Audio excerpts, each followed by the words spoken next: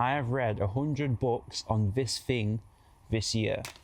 The reason why that is because I've always looked at people who I'd perceive to be smart and think to myself, like, it's pretty cool to be smart. Like, imagine what it's like to know a bunch of different things and be able to actively recall that stuff. But I'd never took it upon myself to go down that path. I just didn't see myself as that kind of person. After having read 100 books though, what I very quickly realized is that there isn't really such thing as smart. Anytime anybody knows a lot of information on a given field, it's because they have an interest for that thing.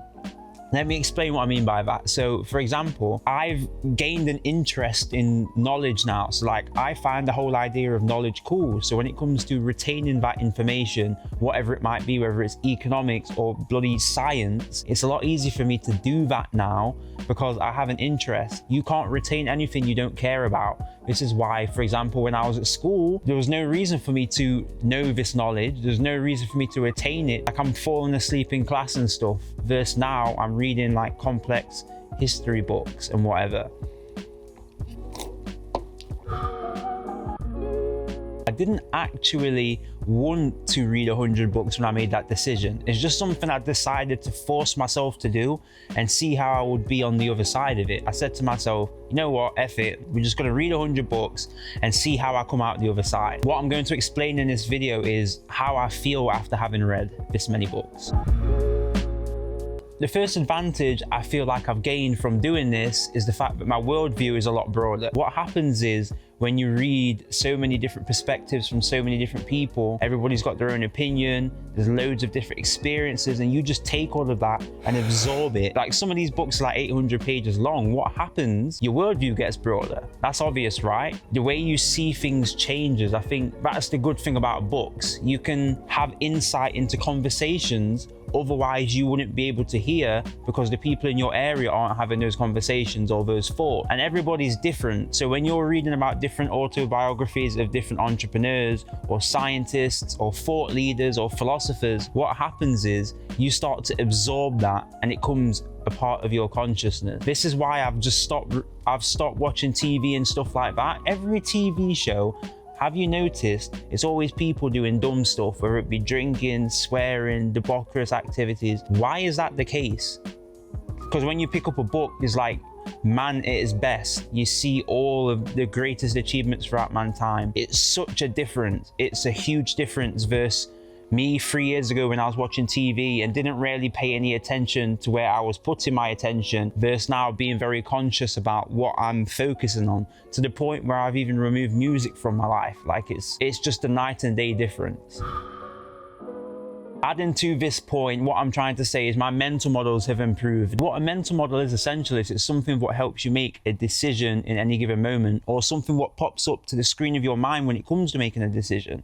So for example, say you wake up and you decide you want to go to the gym, but you don't feel good about it, and say a mental model in your head is of somebody in your area eating ice cream or taking the day off or something. You're not going to go to the gym. Versus if your mental model is of a book you read by, say, David Goggins, Can't Hurt Me, and you're thinking of the trials and tribulations he went through, that's going to etch you more towards making the decision to go to the gym. That's just one example of a mental model. And so I've gained a lot of these different mental models just to help me act in my best favor throughout this year.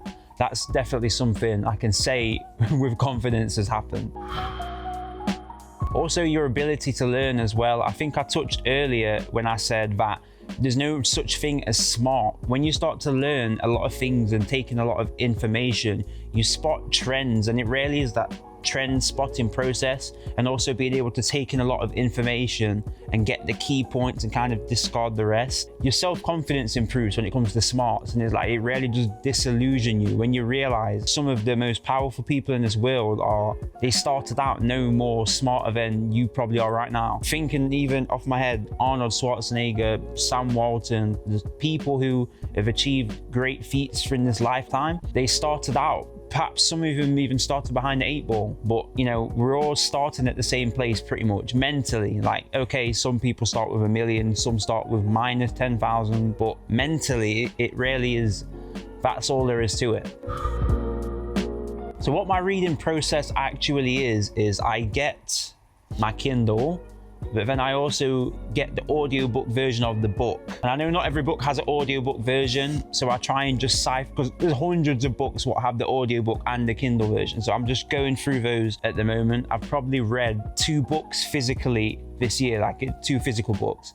And so I do that. I have the audiobook on 2x speed and I'm reading at the same time, like I'm scanning through the text. And there's like a graph where it shows how much you're going to retain information based on the medium of the information. So say you just read it, you just scan it silently in your head.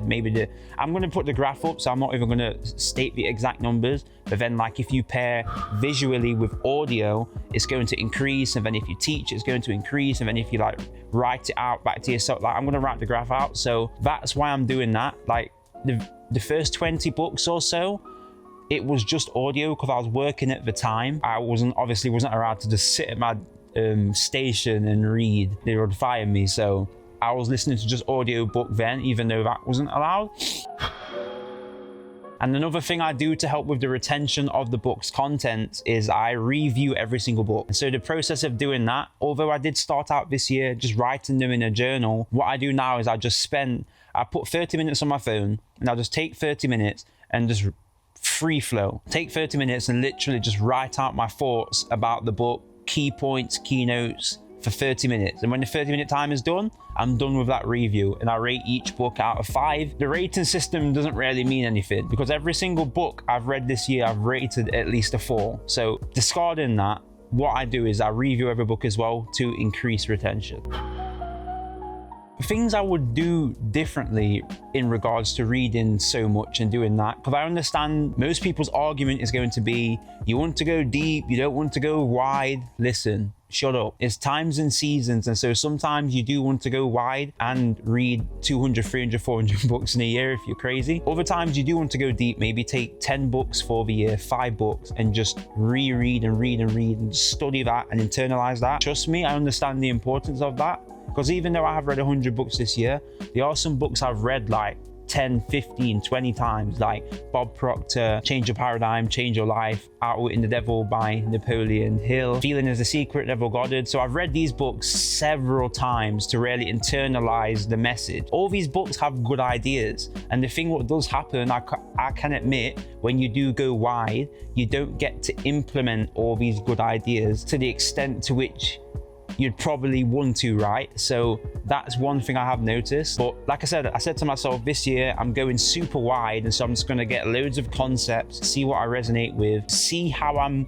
comprehending information. It's just like to really gauge where I am mentally. Maybe next year, in fact, no, I'm not. I'm going wide again next year as well. I don't know if I'm going to do 100 books again. Maybe I'll do more, maybe I'll go less, but I don't have a specific number in mind this year. What I do want to do though this year is I want to challenge myself with what I am reading. Some books are super easy, it's a super easy read, especially all you MFs who are reading fiction and stuff. That don't count, bro. And yeah, I read 1 fiction book this year, The Alchemist, which you can learn from. So I don't know if I count it as fiction. And what even is fiction? Fiction's like a story, right? So I don't know, it's weird. I think fiction's a weird concept. Next year, what I want to do and what I would do differently is I'd read more difficult books, the books that are longer, the books that use more complicated terms, they have more deeper concepts, because I think you can derive a lot more from that versus reading like an easy self-help book, like the easy stuff where you can understand everything he's saying. You've already heard the ideas before, so it's kind of just like you're tickling your own ears, if you like. So I definitely read the harder books. That's how you're going to grow, right? Just being uncomfortable and challenging yourself, right? One thing you start to appreciate as well is people's crafts. When somebody's written a book, chances are they've taken a specific field and really doubled down on it to the point where they're an expert. So watching somebody maneuver a certain field, like James Dyson with design, for example, watching somebody go super deep, or watching maybe Leonardo da Vinci double down on his art, whatever it might be, whatever field, whatever discipline, it's really inspirational. It allows you to respect people a lot more, because everybody has there's intricacies to every single discipline. And somebody like me, who's a Renaissance man, I like to know a lot about everything, right? So I might take a discipline like art, the underlying principles, and just internalize it. So when I go and do my business, I could apply a little bit of art to my business. It just makes for something that's unique that people haven't done before, because I'm mixing so many different disciplines, which is literally an embodiment of the Renaissance. And like when you learn about Leonardo da Vinci, like he was doing science, maths, geometry, engineering or architecture. Like he was just doing all kinds of different stuff throughout his lifetime. And that's something that inspires me, and something that I've really been able to double down on, having read so many books and learning about so many different disciplines. In no particular order, the top 5 reads of 2024 are: number 1, Total Recall by Arnold Schwarzenegger; number 2, Made in America by Sam Walton; number 3, Invention by James Dyson; number 4, Shoe Dog by Phil Knight; and number 5, Steve Jobs by Walter Isaacson. Also, Walter Isaacson is a very good author, so just read everything he's put out. That's what I'm doing. I've read most of the other ones. I've read Da Vinci, I've read Elon Musk as well, I've read Kissinger. I want to read Einstein soon, and also Benjamin Franklin. I know all of these are autobiographies. I'm just like, I love autobiographies. I love to be able to live somebody's experience, and these autobiographies are so detailed with no stone is left unturned. Especially a book like Total Recall by Arnold Schwarzenegger. He just goes into so much depth behind his mindset and thought process. Perhaps that's out of ego and showboating, but I still love that tendency to do that, because for somebody like me, I can just internalize that, because everything you read is being internalized by your subconscious. Everything you listen to, everything you hear, everything you watch. So I just said to myself, this is why I prefer autobiographies and stories when it comes to books, because I like to internalize that and really change my consciousness, if you like. I understand a lot of you guys don't like stories and you want the straight facts. So I have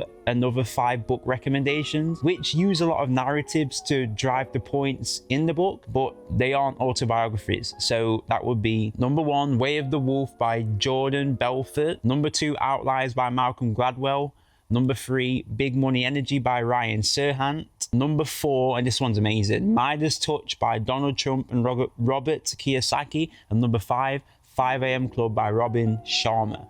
So these 10 books are amazing, and there's a lot more. And what I'm actually going to do, I'm going to put this in the description actually, I'm going to review all of my books, or like rank them from like S tier to like C tier or whatever. So all the 100 books I've read, I'm going to rank them and put them in a Notion document, and I'll just publish that so you can read it. And yeah, if that's a benefit for you, just check the link in the description and I'll just do that for you. So